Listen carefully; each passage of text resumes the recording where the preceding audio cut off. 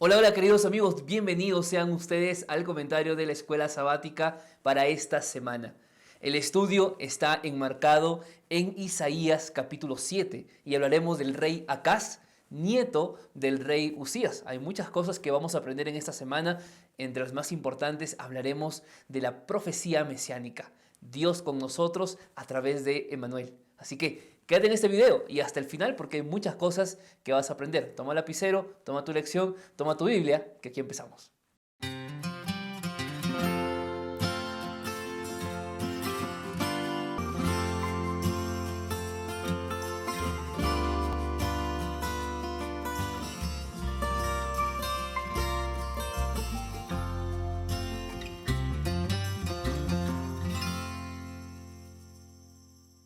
Bienvenidos nuevamente queridos amigos a este canal de YouTube. Yo soy el pastor Antonio Araujo Roncal y cada semana estamos compartiendo un comentario acerca del estudio de la lección. Así que seas bienvenido si eres nuevo en el canal, si eres una persona que nos visita por primera vez, puedes unirte a la comunidad de YouTube suscribiéndote al canal, activando la campanita y pues compartiendo este video a los hermanos, a tus amigos, a tu grupo pequeño, a tu iglesia y a quien tú desees para que de esa forma podamos seguir compartiendo el mensaje de Dios. La lección de esta semana, una lección muy importante porque enmarca una profecía mesiánica. Pero una profecía mesiánica que llega a partir de un problema en el cual se encontraba Acaz y que tenía que resolverlo delante de Dios, pero lamentablemente no fue así. Así que iniciemos con nuestro comentario día por día. El día domingo de la lección lleva por título Peligro del Norte. Y es que el rey Acaz se encontraba realmente en un gran peligro. Vamos a leer el versículo 1 del capítulo 7. Aconteció en los días de Acaz, hijo de Jotán, hijo de Usías, que era rey de Judá, que Resín, rey de Siria, y Peca, hijo de Remalías, rey de Israel, subieron contra Jerusalén para combatirla, pero no la pudieron tomar. Aquí hay varios nombres en los cuales tenemos que esta semana familiarizarnos bastante. Primero habla del rey Acaz, que era rey de Judá. Luego habla del rey Peca, que era hijo de Remalías, rey de Israel. Recuerden que había una división de tribus, Judá e Israel. Pero menciona un nuevo rey, ¿no? Y es el rey Resín, que era rey de Siria. ¿Qué era lo que estaba pasando? El rey de Siria con el rey de Israel, los dos se unen para atacar ¿a quién? A Acaz, que era rey de Judá. Antes que nada, tenemos que ir a Segunda de Reyes, capítulo 16, para entender un poco el contexto de la historia que muestra Isaías. Versículo número 2 dice lo siguiente: Cuando comenzó a reinar Acaz, tenía 20 años y reinó 16 años, pero no hizo lo recto ante los ojos de Dios. Es decir, Acaz era un rey que, si bien es cierto, gobernaba el pueblo de Dios, era un rey que no hizo lo correcto ante los ojos de Dios. El versículo 3 nos describe un poco qué era lo que hacía Acaz. Dice lo siguiente: sino que anduvo en el camino de los reyes de Israel y aún hizo pasar por fuego a su hijo, según las prácticas abominables de las naciones que Jehová echó de delante de los hijos de Israel. Es decir, era un rey que lamentablemente no gobernaba conforme al corazón de Dios, sino que era un rey que estaba continuamente bajo las prácticas paganas. Entonces, este es el rey Acaz, ¿ok? Pero la pregunta es, ¿por qué se une ahora el rey de Israel y el rey de Siria para atacar a Acaz? Bueno, vamos a ver qué nos dice el capítulo anterior. El capítulo 15, versículo número 37. En aquel tiempo comenzó Jehová a enviar contra Judá a Resín, rey de Siria, y a Peca, hijo de Remalías. ¿Quién los hizo enviar contra Judá? ¿Quién fue el que hizo enviar al rey sirio con el rey de Israel para atacar a Acaz? ¿Quién fue? Fue Jehová. ¿Qué quiere decir esto? Que Dios estaba preocupado por la situación del pueblo de Judá, por la actitud, por las prácticas que había corrompido a su pueblo. Entonces lo que hace Dios es enviar a estos dos reyes. Ahora, la lección dice algo interesante. En el primer párrafo dice que al parecer Israel y Siria querían obligar a Judá a participar con ellos de una coalición contra el poder de Tiglat-Pileser. ¿Y quién era Tiglat-Pileser? Tiglat-Pileser era el rey de Asiria, ¿ok? El rey de Asiria. Entonces querían atacar, probablemente para decirle a Acaz, oye, Acaz, únete a nosotros y los tres ataquemos y pues destruyamos el imperio que había hecho Tiglat-Pileser III. Pero, ¿qué era lo que hace Acaz frente a esta situación? Bueno, todos sabemos que cuando tenemos una situación complicada en nuestra vida, ¿a quién debemos recurrir?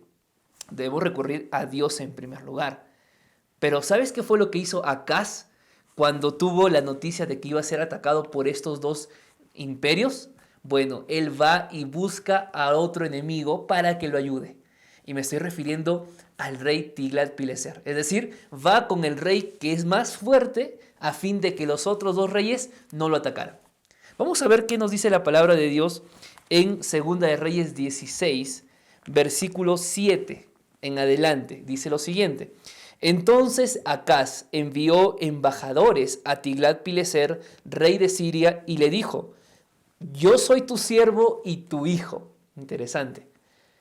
Sube y defiéndeme de manos de los reyes de Siria y de Israel que se han levantado contra mí. Entonces, aquí Acaz hace el pedido de que Tiglat-Pileser lo defienda, ¿no? Y Acaz mira lo que hace. Esto es lo que a Dios no le gustó. Tomó la plata y el oro que habían en la casa de Jehová y en los tesoros de la casa real y envió al rey de Asiria un presente. O sea, toma lo que es sagrado, toma lo que había sido bendecido y era santo y le entrega a un rey que era pagano, solamente o a fin de poder salvar su vida. Interesante. El rey de Asiria, versículo 9, dice, el rey de Asiria atendió la petición, pues subió contra Damasco y la tomó y se llevó cautivos a sus habitantes a Kir y mató a ¿quién? Mató a Resín. Básicamente lo mata al rey de Siria. ¡Wow! ¡Qué increíble!, ¿no? Toda esta es una parte, si bien es cierto, no es tanto aplicativa, es más histórica. Era importante conocer en el día domingo cuál era el problema que había en Acaz y la forma como él resuelve. Lamentablemente, Acaz muestra una falta de fe en Dios. Yo te pregunto, si tú tienes a Dios de tu lado y eres el pueblo escogido y Dios es capaz de ayudarte, ¿por qué tener que buscar la ayuda en un rey que era pagano? Y aún más, ¿por qué tomar los tesoros del templo para darle a un rey pagano? Hay una pregunta interesante que nos tiene que hacer reflexionar en este día y está en la parte final de la lección que dice, si no estamos obedeciendo ahora a Dios, ¿qué nos hace pensar que tendremos fe para confiar en Él cuando lleguen las verdaderas pruebas? Si nosotros en este momento no alimentamos nuestra confianza en el Señor, cuando llegue la prueba, ¿qué te garantiza que lo vas a hacer? ¿Te das cuenta? Hay una frase que yo estuve leyendo justamente ayer un libro y escribí lo siguiente. En el momento de la crisis, el carácter no se crea, simplemente se da a conocer. Y eso es lo que pasa. Por eso tenemos que aprender a confiar en Dios, sea cual fuere la situación. Lamentablemente, Acaz no fue un buen ejemplo de esto. Bien, en el día lunes de la lección vamos a volver a Isaías capítulo 7. Básicamente, Isaías 7 habla un poco los detalles previos al pedido que hace Acaz a Tiglat-Pileser de ser defendido por los reyes de Siria y el rey de Israel. Entonces, Isaías 7 enmarca un poco que hay una intercepción que hace Dios. Es como que Dios dice, ¿sabes qué? Acaz no tienes que hacer esto, no tienes por qué ir a un rey pagano y pedirle tu apoyo si me tienes a mí. El versículo número 2 dice lo siguiente, llegó la noticia a la casa de David diciendo, Siria se ha confederado con Efraín, ¿no? O sea, con Israel. Y se le estremeció el corazón y el corazón de su pueblo, como se estremecen los árboles del monte a causa del viento. Sal ahora, le dice a Isaías, sal al encuentro de Acaz. Anda, velo, tú y quién más, y Sear-Jasub o Sear-Jasub, quien era su hijo de Isaías.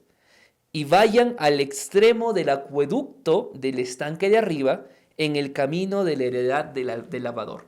Miren, aquí hay varias cosas que tienes que tomar mucha atención, que yo he apuntado aquí en la lección para compartirte. En primer lugar, recuerda que en el día de ayer hemos visto que la alianza de Siria con Israel, esta alianza de los dos, había sido guiada por Dios, número uno. Y número dos, Acaz, el rey de Judá, al pedirle ayuda a un rey pagano, estaba colocando el pueblo de Dios en las manos de un rey pagano. Y por lo tanto, Judá corría el riesgo de extinguir la dinastía de David. ¿De dónde nació Jesús? ¿No fue de la dinastía de David? Entonces, ¿te imaginas el riesgo que estaba colocando Acaz al ir a pedirle ayuda a otro rey pagano por no ir a Dios? Algo que quiero resaltar en el día lunes de la lección es justamente que Dios es el que busca al rey. Y es lo que Dios ha hecho siempre con nosotros. Cuando Adán y Eva pecaron, Dios los buscó. Cuando Acaz peca, cuando Acaz pierde la confianza en Dios, Dios lo busca. Cuando Elías se escondió por miedo a que lo mataran, Dios lo busca. Y cuando nosotros pecamos y cuando nosotros estamos en falta con el Señor, es Él quien te busca. Es Él quien nos busca. Porque el Señor siempre va a buscar a su pueblo a fin de poder llegar a un acuerdo. Recuerda lo que estudiamos la lección número 1, en Isaías capítulo 1, versículo 18. ¿Qué dice Jehová? Venid, vengan para ponernos a cuenta. O sea, el Señor estaba preocupado por la situación de Acaz. Y antes que Acaz buscara a Dios, que iba a ser algo imposible, Acaz no lo iba a hacer, Dios busca a Acaz. Pero en segundo lugar llama la atención que Dios le da a Isaías y a su hijo la dirección exacta donde podían encontrar a Acaz. ¿Y cuál era ese lugar? Dice, al extremo del acueducto del estanque de arriba, en el camino de la heredad del lavador. ¿Sabes qué significa esto, mi amigo? Que tú puedes ir donde quieras, que tú puedes estar donde mejor te parece, pero Dios siempre te va a encontrar. Dios siempre sabrá dónde estás. Y no solamente físicamente, sino que Dios sabe en qué momento de tu vida te encuentras hoy espiritualmente. Dios sabe cómo está tu corazón. Dios sabe cómo está tu vida. Cuán dolido estás por tantas cosas que has vivido este año que pasó. Bueno, Dios conoce tu vida y Dios quiere ir a tu rescate, así como Dios quiso ir al rescate de Acaz. Vamos a leer el versículo número 4 y le dice, dile así a Acaz, cuídate y ten calma. No temas ni se turbe tu corazón a causa de estos dos cabos de tizón que humean, por el ardor de la ira de Resín y de Siria y del hijo de Remalías. Dios estaba dándole un mensaje de esperanza a Acaz. Y Dios le estaba diciendo, Acaz, no cometas ningún error, ni se te ocurra ir al rey Tiglat a pedirle ayuda. Cálmate, ten confianza, no tienes por qué tener miedo. Esas palabras que hoy Dios nos habla y que nos ha hablado muchas veces eran las mismas palabras de seguridad, de confianza y de paz que Dios transmitía al rey Acaz. Pero terminemos esta segunda parte con el versículo número 9, la parte final que dice, si vosotros no creéis, de cierto no permaneceréis. Hay una relación muy estrecha entre creer para permanecer. Tú no puedes permanecer en alguien en quien no confías. Lamentablemente muchas veces nuestra vida cristiana está enmarcada por permanecer en Dios sin creer en Él. Y así no funciona. La fe es necesaria para permanecer firmes en el camino del Señor. Cuando no hay fe, cuando no hay comunión con Dios y cuando llega la prueba, nos puede tumbar esa prueba a tal punto de alejarnos y de hacernos creer de que Dios está molesto con nosotros o no nos ama o ya nos olvidó. ¿Te das cuenta por qué es necesario afianzar la confianza en Dios en este tiempo? ¿Y cómo afianzo la confianza en Dios? Bueno, Romanos dice que la fe es por el oír, y el oír ¿por qué? Por la palabra de Dios. Es decir, si yo quiero afianzar mi fe en el Señor, ¿qué tengo que hacer? Debo leer la Biblia, porque aquí está la boca de Dios escrita. Ese es nuestro trabajo. Tenemos que ser cristianos que tengan fe en el Señor a fin de permanecer en los momentos más difíciles de la vida. Permanecer firmes. En el día martes de la lección vemos la oportunidad que Dios quiere darle a Acaz de decirle, ¿sabes qué, Acaz? Aquí estoy y quiero que confíes en mí. Vamos a ver qué nos dice el versículo número 10 en adelante. Habló también Jehová a Acaz y le dijo: pide para ti una señal de parte de Jehová tu Dios, demandándola ya sea de abajo o en lo profundo o de arriba en lo alto. O sea, Dios estaba dispuesto a todo con tal de fortalecer la fe de Acaz. ¡Qué increíble! Un rey que había practicado lo malo ante los ojos de Dios, un rey que no era ejemplo ante la sociedad, pero que para Dios todavía tenía esperanza. Por eso no somos desechables ante Dios, mis amigos. Podemos ser pecadores en esta tierra, estar constantemente en nuestra vida encaminada hacia el mal, hacia pensamientos malos o prácticas malas, pero Dios siempre está allí para darnos una segunda oportunidad, pero es decisión nuestra aceptar esa oportunidad que Dios nos da.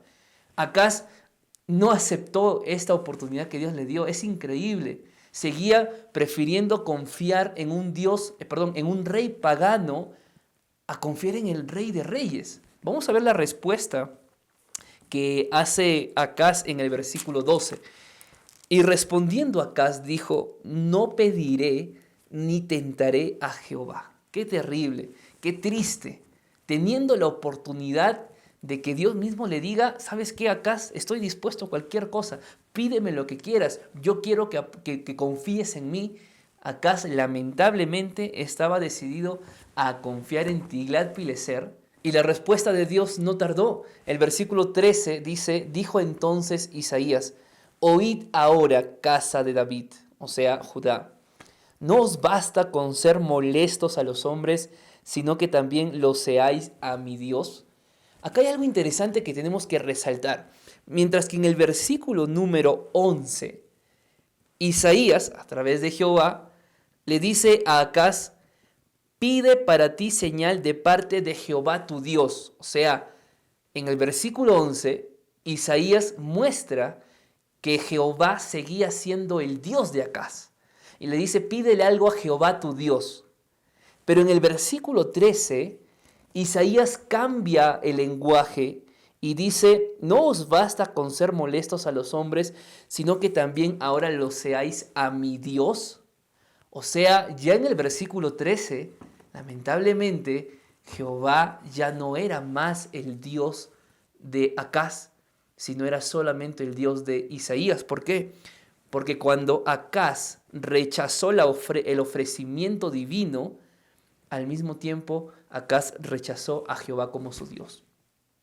Lamentablemente, mis amigos, cuando actuamos fuera de la obediencia a Dios o actuamos sin la confianza debida en el Señor, no estamos rechazándole una ayuda que Dios nos quiere dar, sino que estamos rechazando a Dios mismo en nuestra vida. ¿Saben? Dios es un Dios paciente. Dios es un Dios que quiere darnos salvación. Pero a veces estamos tan cegados por las cosas de este mundo y tenemos un corazón tan duro que lamentablemente, por más que Dios nos dé 1000 oportunidades, las 1000 oportunidades vamos a rechazarlas. Hay que tener cuidado. Si hasta este momento somos conscientes del pecado en nuestro corazón, si hasta este tiempo somos capaces de discernir lo bueno de lo malo, pues todavía hay tiempo para arrepentirnos. Hay tiempo para pedirle a Dios que cambie nuestro corazón y decirle al Señor: Señor, quiero caminar contigo. La lección de la semana termina con el capítulo 7, versículo 14, donde hay una profecía mesiánica y está justamente allí dividido en el día miércoles y jueves de la lección. Vamos a unirlo los dos porque básicamente es el mismo versículo. Y vamos a ver qué nos dice. Por tanto, el Señor mismo os dará señal. Es decir, Acaz había rechazado la oportunidad de que Dios se muestre. Pero Dios dijo: no, yo voy a dar una señal. Si no es por Acaz, por lo menos para ese pueblo que está estremecido de corazón. Para ese pueblo, como dice el versículo 2, que se estremecen como árboles de monte a causa del viento. O sea, Dios estaba dispuesto a poder dar una señal de esperanza al pueblo de Judá, que estaba prácticamente destruido y a pronto de ser invadido. Y la señal que Dios da no es cualquier señal. Era una señal visible. Dios quería dar una señal física. Y esta señal dice: la Virgen concebirá y dará a luz un hijo, y le pondrá por nombre Emmanuel. Miren, este versículo, mientras yo estudiaba la lección para esta semana, antes de grabar el video, encontré mucho debate teológico con respecto a este versículo. No lo vamos a ver en este video. Si tú quieres buscar un poco más acerca de por qué este versículo es confuso para muchos eruditos, puedes hacerlo en una investigación aparte. Pero yo quiero que nos centremos en la importancia de este versículo. Y la importancia es la señal que Jehová estaba dando de un hijo que nacería de una virgen. Hoy para nosotros es sencillo, ¿verdad? Entender de que esa virgen, que aunque la verdad es que en Isaías no se le menciona el nombre, ni el nombre Jesús específicamente, sabemos por el libro de Mateo y por los evangelios del Nuevo Testamento que aquella virgen sería María y aquel hijo era justamente Jesús. En ese tiempo no había esa información y claramente sabemos que toda mujer en el Antiguo Testamento tenía ese deseo de recibir al rey de Israel en su vientre. Entonces, la pregunta que se hacían era, ¿quién iba a ser esta mujer? ¿Qué mujer sería? ¿La mujer de Isaías? ¿La mujer de Acaz? ¿Alguna mujer del pueblo de Judá? Bueno, nosotros hoy sabemos que esta mujer que daría a luz un hijo, esta mujer era María. Y aquel hijo, ¿quién era? ¿O quién es? Es Jesús. Pero es maravilloso cómo Isaías presenta a Jesús en este versículo. Y dice, le pondrá por nombre Emmanuel. ¿Y qué significa Emmanuel? Según Mateo capítulo 1 en adelante. Emmanuel significa Dios con nosotros. Es interesante esta expresión Dios con nosotros porque literalmente es con nosotros Dios. ¿Está bien? Literalmente es con nosotros Dios. Pero es importante saber que las palabras en hebreo, muchas de ellas carecían del verbo ser o estar, que es importantísimo y fundamental cuando queremos decir alguna acción que estamos, entre comillas, realizando, ¿no? Entonces, cuando el texto dice con nosotros Dios, la frase correcta debería ser Dios está con nosotros. Y es maravilloso. Era maravilloso la esperanza que Jehová estaba dando al pueblo. Un pueblo que prácticamente ya estaba sin esperanza. Un pueblo que veía su futuro tan aterrador, tan triste, pero Dios aparece con un mensaje. A pesar de que Acaz no quería entender, a pesar de que Acaz no quería confiar en el Señor, Dios quería dar una señal a su pueblo y era que nacería de una virgen un hijo y su nombre sería llamado Emmanuel, que significa Dios está con nosotros. ¿Saben, mis queridos amigos? Dios no promete que su pueblo no sufrirá. Dios no promete que no atravesaremos dificultades. Pero el Señor sí nos promete que en medio de las dificultades y en medio del sufrimiento, Él está con nosotros. Fue lo que Él hizo con los amigos de Daniel. Dios estuvo con ellos dentro del horno de fuego. Fue lo mismo que Dios hizo con Jacob. Estuvo con él hasta el final a fin de bendecirlo. Y es lo mismo que Dios quiere hacer con nosotros. Estar a nuestro lado, aun cuando tengamos que atravesar momentos difíciles como fue la historia de Esteban o la historia de Juan el Bautista, u otras historias como la del mismo Salvador que en la cruz se encontró solo. ¿Sabes? Dios, aún en medio de las dificultades que nosotros podamos atravesar, el Señor está dispuesto a ayudarnos. Él está dispuesto a cuidarnos. Él está dispuesto a tener su presencia en nuestra vida. Es cierto que muchas veces Dios no va a responder como tú quieres. Es cierto de que muchas veces Dios no va a responder como tú esperas. Pero nunca dudes que Dios está a tu lado. Y cuando tú lloras, Dios llora contigo. Cuando tú sufres, Dios también sufre contigo porque Él te ama. Pero Él ha dicho que aquel Salvador, aquel Emmanuel, Dios que está con nosotros, aquel Emmanuel que murió por nosotros, aquel Emmanuel volverá para darnos vida eterna. Así que prepárate, porque hoy podemos sufrir, pero mañana podemos reinar con Cristo. Que Dios te bendiga. Nos vemos la siguiente semana.